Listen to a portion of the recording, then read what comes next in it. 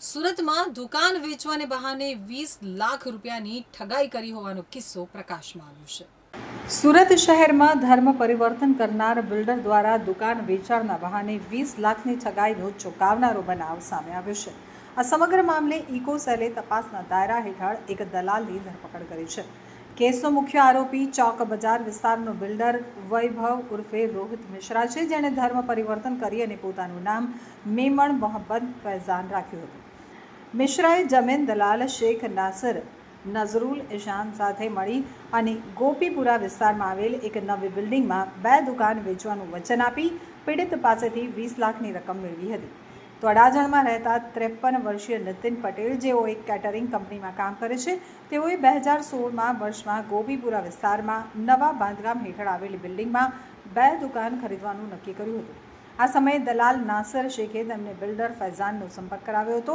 બંને વચ્ચે દુકાનના સોદા માટે 33 લાખની વાત પાકી થઈ હતી।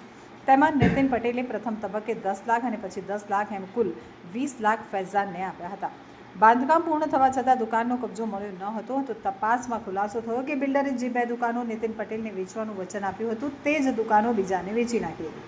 તો નાસિર શેખે પણ સટાફતમાં સાક્ષી તરીકે સહી કરી હતી અને તેની જવાબદારી પણ લીધી હતી। આ પ્રકરણ અંગે નીતિન પટેલે ચોક બજાર પોલીસ સ્ટેશનમાં મોહમ્મદ ફૈઝાન ઉર્ફે રોહિત મિશ્રા, તેના ભાઈ રાકેશ મિશ્રા અને દલાલ શેખ નઝર નઝરુલ ઇશાક સામે ફરિયાદ દાખલ કરાવી છે।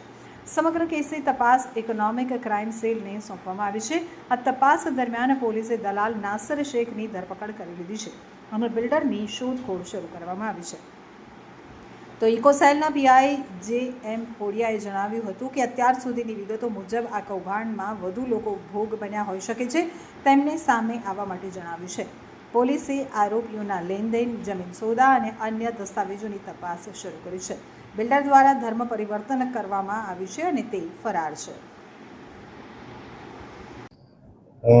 સુરત શહેર ખાતે મહેરબાન પોલીસ કમિશનર અનુપમસિંહ ગેહલોત સાહેબ દ્વારા ઇકોસેલની અંદર જુદા જુદા છેતરપિંડીના બનાવો બનતા હોય એ બનાવોને કેવી રીતે નાથી શકાય અને આરોપીઓને કેવી રીતે જેલના સળિયા પાછળ ધકેલી શકાય એ બાબતેની વારંવાર માર્ગદર્શન મળતું રહે છે।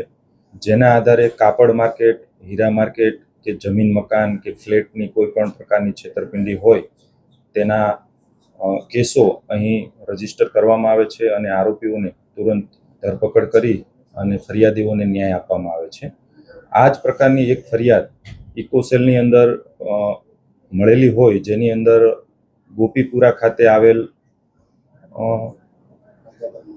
ખાજાદાના દરગાહની નજીક મહિદા રેસિડેન્સી કરીને છે, એની અંદર દુકાનોનો સોદો ફરિયાદીશ્રીએ કરેલ, જેની અંદર દલાલ અને બિલ્ડર આ બંને તેમની સાથે છેતરપિંડી કરેલ અને 20 લાખ રૂપિયા જેવી રકમ પડાવી લીધેલ હોય અને દુકાનોનો દસ્તાવેજ પોતાને કરી દેવાને બદલે અન્ય કોઈ એક વ્યક્તિ જે છે મોહમ્મદ ઉસ્માન મેમણ એમને કરી દીધેલ હોય, જેની અંદર હાલ દલાલ તરીકે નાસિર શેખ નાઓ છે તેમની ધરપકડ કરવામાં આવેલી છે અને બિલ્ડર વૈભવ ઉર્ફે રોહિત રાકેશભાઈ મિશ્રા કે જેમણે હાલમાં ધર્મ પરિવર્તન કરી અને પોતાનું નામ મેમણ મોહમ્મદ ફૈઝાન રાકેશભાઈ મિશ્રા ધારણ કરેલ છે, તેમની ધરપકડ બાકી છે।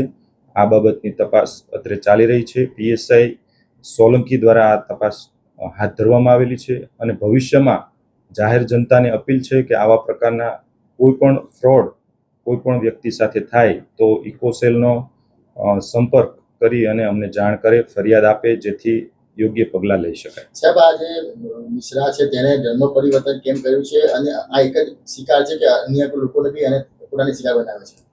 ધર્મ પરિવર્તન કરવા બાબતેની તપાસ જ્યારે એમની ધરપકડ કરવામાં આવે ત્યારબાદ તપાસની અંદર કંઈ પણ જાણવા મળશે તો આપ મિત્રોને જાણ કરવામાં આવશે અને અન્ય કોઈ આ પ્રકારના ફરિયાદી હાલ સુધી મળી આવેલ નથી।